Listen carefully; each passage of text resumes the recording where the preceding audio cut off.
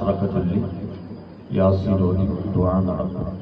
അതിനു മുമ്പ് ബഹുമാനപ്പെട്ട ശൈഖുന ഉസ്താദിൻ്റെ ചെറിയ മരുമകൻ, എൻ്റെ ഗുരുവര്യരായ CP അബ്ദുൽ ഖാദർ മുസ്ലിയാരുടെ മകനും ആണ് ഇവിടെ CP സിറാജ് സംഘാടനം.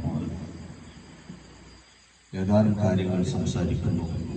മഹബത്ത് നബിയെ സംബന്ധിച്ചുള്ള സംസാരത്തിന് വേണ്ടി ആദരപൂർവ്വം ബഹുമാനപ്പെട്ടവരെ ക്ഷണിക്കുകയാണ്. അല്ലാഹു ആഫിയത്തുള്ള ദീർഘായുസ്സ് നൽകുമാറാവട്ടെ. ബഹുമാനപ്പെട്ട ഉസ്താദിന്റെ ദറജ അല്ലാഹു ഉയർത്തിക്കൊടുക്കുമാറാവട്ടെ.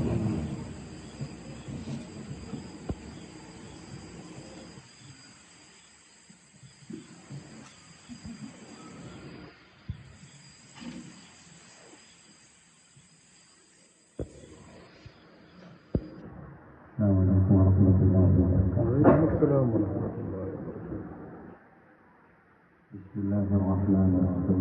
الحمد لله رب العالمين.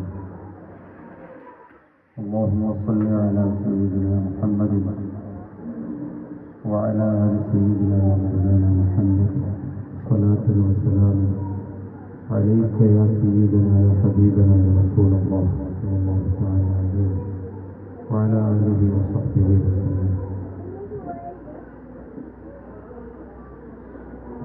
നല്ല സുന്ദരമായ മൗലൂദിന്റെ മജ്‌ലിസ്. ഈ മജ്‌ലിസിന്റെ ഇടയിൽ ഇനി വേറൊരു മഹബത്തിന്റെ പ്രസംഗം ആവശ്യമില്ല. പറയുവാൻ ഈ ഇരിക്കുന്ന പണ്ഡിതന്മാരെക്കാൾ ഒരു നിരക്കും അർഹനല്ലാതാണ്. ബഹുമാനപ്പെട്ട ഉസ്താദ് എൻ്റെ പ്രിയപ്പെട്ട പിതാവിൻ്റെ ശിഷ്യനാണ് എന്ന് ഇപ്പോൾ ഞാൻ ഉസ്താദ് പറഞ്ഞപ്പോഴാണ് ഞാൻ പറയുന്നത്. ഏതായാലും അൽഹംദുലില്ലാഹ് ഈ ഒരു സദസ്സിലേക്ക് എത്തിച്ചേരാൻ സാധിച്ചത് വലിയ സന്തോഷം തന്നെ. ലോകത്ത് സംഘടിപ്പിക്കപ്പെടുന്ന മജ്‌ലിസുകളിൽ, കൂട്ടായ്മകളിൽ ഏറ്റവും ഉന്നതമായ മജ്‌ലിസ് അത് ഹബീബ് സല്ലല്ലാഹു അലൈഹി വസല്ലം തങ്ങളുടെ പേരിൽ വിളിക്കപ്പെടുന്ന, കൂട്ടപ്പെടുന്ന മജ്‌ലിസാണ് എന്ന് നമ്മൾ പഠിച്ചതാണ്. ആ നിലക്ക് അവിടുത്തെ പറയുവാനും അവിടുത്തെ ആസ്വദിക്കുവാനും അവിടുത്തെ കേൾക്കുവാനും ഇവിടെ നമ്മൾ ഒരുമിച്ച് കൂടിയത് ഇത് തന്നെയാണ് മഹബത്തിൻ്റെ ഏറ്റവും വലിയ അടയാളം. ഒരാളുടെ ഖൽബിൽ നബി സല്ലല്ലാഹു അലൈഹി വസല്ലം തങ്ങളോടുള്ള മഹബത്ത് ഇല്ലെങ്കിൽ അവർക്ക് ഇങ്ങനെ ഇരിക്കാൻ സാധിക്കില്ല. അതുകൊണ്ട് തന്നെ നമ്മളുടെ ഈ കൂടെ അത് മുത്തനബി സല്ലല്ലാഹു അലൈഹി വസല്ലമക്ക് ഏറ്റവും ഇഷ്ടപ്പെട്ട, അവിടുന്ന് പൊരുത്തപ്പെട്ട ഒരു കാര്യമാണെന്ന് ഉറച്ച് വിശ്വസിക്കുകയാണ് വേണ്ടത്. അല്ലാഹു ആ നിലക്ക് നമ്മുടെ മജ്‌ലിസിനെ സ്വീകരിക്കും.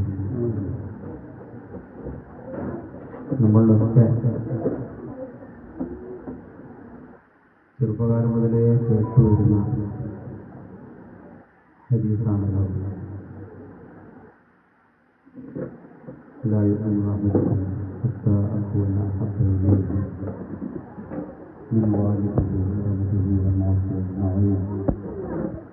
എന്ന ഒരൊറ്റ ഹദീസിൻ്റെ അടിസ്ഥാനം നമ്മൾ എത്രത്തോളം അവിടുത്തെ മഹബത്ത് വെക്കണമെന്ന് പറഞ്ഞാൽ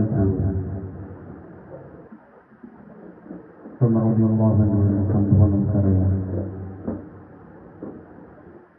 നഫ്സ് പൂർണ്ണമായി തന്നെ തങ്ങളിലേക്ക് സമർപ്പിച്ചപ്പോഴാണല്ലോ മഹബത്ത് പൂർണ്ണമായി എന്ന് തങ്ങൾ സ്ഥിരീകരിച്ചത്. അപ്പോൾ നമ്മൾക്കുള്ളതൊക്കെയും അർപ്പിക്കുക, ഒന്നും ബാക്കി വെക്കണം. മൗലിദ് മജ്‌ലിസ് സംഘടിപ്പിക്കാൻ വേണ്ടി വിചാരിക്കുമ്പോൾ എത്ര രൂപ ചെലവാക്കണം, അതിൽ എത്ര ആളെ വിളിച്ചാൽ എത്ര രൂപ ചെലവാകും, ഭക്ഷണത്തിന് എത്ര രൂപ ഉണ്ടാവും, അത് കഴിഞ്ഞ് എനിക്കെന്ത് ബാക്കിയുണ്ടാകും എന്ന് ചിന്തിക്കാറുണ്ട്. ഉള്ളത് മുഴുവനും മൗലിദ് സംഘടിപ്പിക്കാൻ വേണ്ടി ചെലവാക്കുക. ഒന്നും ബാക്കി വെക്കാണ്ട എന്ന നിലക്ക് ഇപ്പോഴാണ് മഹബത്ത് പൂർണ്ണമാവുന്നത്. അല്ലാഹു തൗഫീഖ് ചെയ്യട്ടെ. അപ്പോൾ തങ്ങളോടുള്ള ഇഷ്ടം അത് തന്നെയാണ് നമ്മുടെ വിജയത്തിൻ്റെ നിദാനം. അവിടുത്തെ മഹബത്ത് വെക്കാതെ നമ്മൾ ദുനിയാവിൽ എന്ത് ചെയ്തിട്ടും കാര്യമില്ല. എല്ലാം കാട്ടിക്കൂട്ടലായി മാറും. എന്തിനാണ് നിസ്കരിക്കുന്നത്? അത് നബി സല്ലല്ലാഹു അലൈഹി വസല്ലം പറഞ്ഞത്, നമ്മളോട് അങ്ങനെ നിസ്കരിക്കാൻ പറഞ്ഞത്, അത് പഠിപ്പിച്ചാണ്. അതാണ് ആദ്യത്തെ ഉത്തരം. എനിക്ക് ആഖിറത്തിൽ വിജയിക്കണം, എനിക്ക് സ്വർഗ്ഗം കിട്ടണം, പിന്നെ ഹിസാബില്ലാതെ സ്വർഗത്തിലേക്ക് പോകണം, നരകത്തിൻ്റെ അടുത്തുകൂടി സഞ്ചരിക്കുവാൻ സാധിക്കില്ല. അതൊക്കെ ആയിരിക്കും നമ്മൾ ചിലപ്പോൾ പറയുക. പക്ഷേ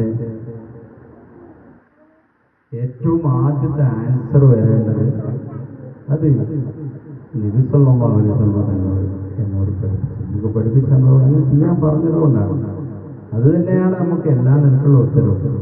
ആ ഒരു ഒറ്റ ഉത്തരത്തിൽ നമ്മുടെ വിജയത്തിന്റെ ഏറ്റവും അങ്ങേയറ്റം വരെ വന്നു കഴിഞ്ഞു. അത് പറയുവാൻ സാധിക്കുന്ന അവസ്ഥയിലേക്ക് നമ്മുടെ മഹബത്ത് വളരണം. അതിനാണ് നമ്മൾ ഈ മൗലിദുകളൊക്കെ സംഘടിപ്പിക്കുന്നത്. ഇങ്ങനെ കൂടുന്നത്, കുറേ ചെല്ലുന്നത്, പാടുന്നത്, എങ്ങനൊക്കെ പാടിയാൽ മാത്രമേ മഹബത്ത് ഉണ്ടാവുള്ളൂ. നമ്മൾ ഈ മുതാബഅത്തല്ലേ വേണ്ടത്. നബി സല്ലല്ലാഹു അലൈഹി വസല്ലം തങ്ങൾ ചെയ്യാൻ പറഞ്ഞ കാര്യങ്ങളൊക്കെ ചെയ്താൽ മതിയല്ലോ.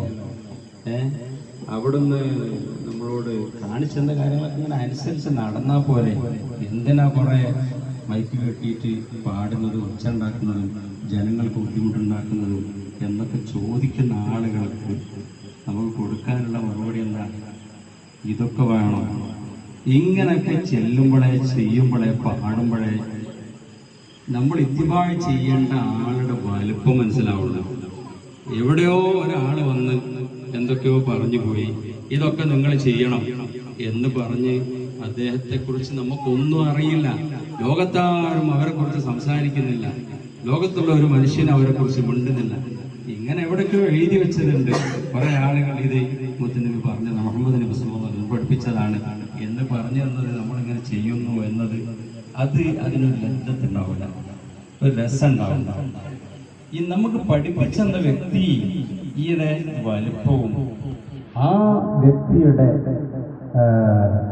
അവിടുത്തെ സൗന്ദര്യവും അവിടുത്തെ ആ പഠിപ്പിക്കലിന്റെ രീതിയും അവിടുത്തെ നേരിൽ കണ്ട് അനുഭവിച്ച ശിഷ്യന്മാരുടെ അവിടുത്തെ അനുയായികളുടെ സ്വഭാവങ്ങളും എങ്ങനെയൊക്കെയാണ് അവിടുന്ന് പഠിപ്പിച്ചത്, എങ്ങനെയൊക്കെയാണ് അവിടുന്ന് പരിശീലിപ്പിച്ചത്, എങ്ങനെയൊക്കെയാണ് അനുയായി വൃന്ദത്തെ അവിടുന്ന് ട്രെയിനിങ് കൊടുത്ത് ലോകത്തിലെ ഏറ്റവും ഉത്തമനായ അനുയായി വൃന്ദമാക്കി മാറ്റിയത് എന്നതൊക്കെ നമ്മളിങ്ങനെ പാടുമ്പോൾ പറയുമ്പോഴേ അറിയുള്ളൂ, അല്ലാതെ നമുക്കറിയില്ല.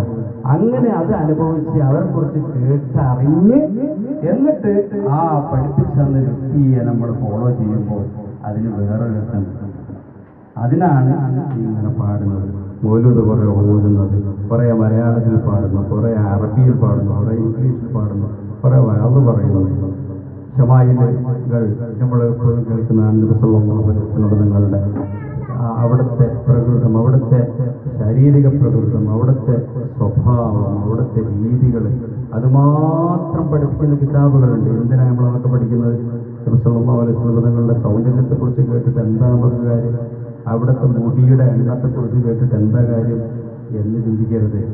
അതൊക്കെ കേട്ട് എങ്ങനെയൊക്കെയുള്ള ലോകത്തിലേക്ക് വന്നിട്ടുള്ള മനുഷ്യ കുലത്തിലെ ഏറ്റവും ഉന്നതനായ, എല്ലാ നിലക്കും ഉന്നതനായ അൽ ഇൻസാനുൽ കാമിൽ, പരിപൂർണനായ മനുഷ്യൻ, ആ ഒരു മനുഷ്യനെയാണ്, ആ ഒരു വ്യക്തിത്വത്തെയാണ് നമ്മൾ ഫോളോ ചെയ്യുന്നത്, നമ്മൾ ഇത്തിബാഴ് ചെയ്യുന്നത്, നമ്മൾ പിന്തുടരുന്നത്. ആ ഒരു പാഠങ്ങളെയാണ് നമ്മൾ ജീവിതത്തിൽ പകർത്തുന്നത് എന്ന് അറിഞ്ഞുകൊണ്ട് ചെയ്യുന്നതിൻ്റെ സുഖം എവിടെയോ നിന്ന് ആരോ പറഞ്ഞത് കേട്ട് ചെയ്യുന്നതിനെ കാണാൻ നമുക്ക് രസമുണ്ടാകുന്നതാണ്. അതുകൊണ്ടാണ് ഇങ്ങനെ മജ്‌ലിസുകളിൽ വരുന്നതും സംഘടിപ്പിക്കുന്നതും കൂടുന്നതും പാടുന്നതും ഒക്കെ. ഇത് തന്നെയാണ് മഹബ്ബത്തിന്റെ പ്രകടനത്തിന്റെ രീതി. നമ്മൾ ചെയ്യുന്ന അഅമാലുകളുടെ ഒക്കെയും ഖബൂലിയത്ത് ഇങ്ങനെയൊക്കെ ചെയ്യുന്നത് കൊണ്ട് തന്നെയാണ് ഉണ്ടാവുകയും ചെയ്യുക.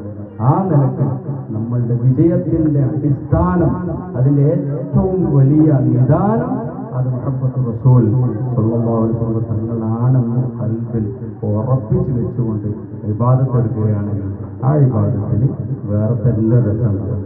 അതിൽ പിന്നെ ഇഖ്ലാസ് നമ്മൾ വേറെ കൊണ്ടുവരേണ്ട ആവശ്യമില്ല. സംസ്കാരത്തിലേക്ക് ഖുശൂ വേറെ കൊണ്ടുവരേണ്ട ആവശ്യമില്ല. പിന്നെ തഖ്വ എന്നതിനെ നമ്മൾ വേറെ തന്നെ ആലോചിച്ച് ചിന്തിച്ചുണ്ടാക്കി കൊണ്ടുവരണം. ഖൽബിലേക്ക് നബി സല്ലല്ലാഹു അലൈഹി വസല്ലമ തങ്ങളങ്ങ് കയറിയിരുന്നു കഴിഞ്ഞാൽ പിന്നെ വേറെ ഒന്നും വേണ്ടതില്ല. അതോടുകൂടി അതിനെ തുടർന്ന് അതിനോട് ചേർന്ന് എന്തെല്ലാം ചേരുവകൾ ഒരു ഇബാദത്തിന് വേണോ അതൊക്കെ അതിലേക്ക് കൂടിച്ചേർന്ന് വരുമെന്ന കാര്യം ഉറപ്പാണ്. അല്ലാഹു ആ നിലയ്ക്ക് നമ്മുടെ മഹബ്ബത്തിന് മാറ്റിത്തരട്ടെ എന്ന് ദുആ ചെയ്യുക മാത്രമാണ്. അൽഹംദുലില്ലാഹ് വളരെ സന്തോഷമുള്ളൊരു സദസ്സാണ്. നബി സല്ലല്ലാഹു അലൈഹി വസല്ലമയുടെ പേരിൽ സംഘടിപ്പിക്കപ്പെട്ട സദസ്സ്. ഇവിടെ കൂടിയിരിക്കുന്ന ആളുകൾ ആരും ഇൻഷാ അല്ലാഹ് പരാജയപ്പെടൂല. അതാണ് ഈ മജ്‌ലിസിന്റെ പ്രത്യേകത. നബി സല്ലല്ലാഹു അലൈഹി വസല്ലം തങ്ങളുടെ പേരിൽ സംഘടിപ്പിക്കപ്പെട്ട മജ്‌ലിസാണ്. അതുകൊണ്ട് ധൈര്യമായിരിക്കുക. അല്ലാഹു അവിടുത്തെ മഹബ്ബത്തിലായി ജീവിക്കുവാനും അല്ലാഹുവിന്റെ പൊരുത്തത്തിലായി തഖ്വയോടുകൂടി ജീവിച്ച് നല്ല നിലയ്ക്ക് ജീവിച്ച് വിജയികളായി ജീവിച്ച് ആഖിബത്ത് നന്നായി മരിക്കുന്ന കൂട്ടത്തിൽ നമ്മളൊക്കെ അല്ലാഹു ഉൾപ്പെടുത്തട്ടെ. ഈ മജ്‌ലിസ് സംഘടിപ്പിച്ച ഈ വീട്ടുകാർ, നമ്മളെ റമീസ്, അതുപോലെ അദ്ദേഹത്തിൻ്റെ കുടുംബാധികൾ, അതുപോലെ അങ്ങനെ ബന്ധപ്പെട്ട ആളുകൾ എല്ലാവർക്കും അല്ലാഹു ഖൈർ പ്രദാനം ചെയ്യട്ടെ. ഇവിടെ കൂടിയിരിക്കുന്ന മുഅ്മിനീങ്ങൾ, മുഅ്മിനാത്തുകൾ, മറ്റു സഹോദരിമാർ, ഇത് കേൾക്കുന്ന ആളുകൾ എല്ലാവർക്കും അല്ലാഹു സുബ്ഹാനഹു വ തആല നബി സല്ലല്ലാഹു അലൈഹി വസല്ലം തങ്ങളുടെ ഇഷ്ക് മഹബ്ബത്ത് ഏറ്റി അങ്ങനെ അതിൽ ജീവിച്ച് അവസാനം അവിടുത്തെ കണ്ടുകൊണ്ട് മരിച്ച് ആഖിറത്തിൽ അവിടുത്തെ ശഫാഅത്ത് ലഭിക്കുന്ന, ഹൗദുൽ കൗസർ ലഭിക്കുന്ന നല്ലവരുടെ കൂട്ടത്തിൽ അല്ലാഹു ഉൾപ്പെടുത്തി അനുഗ്രഹിക്കട്ടെ. അസ്സലാമു അലൈക്കും.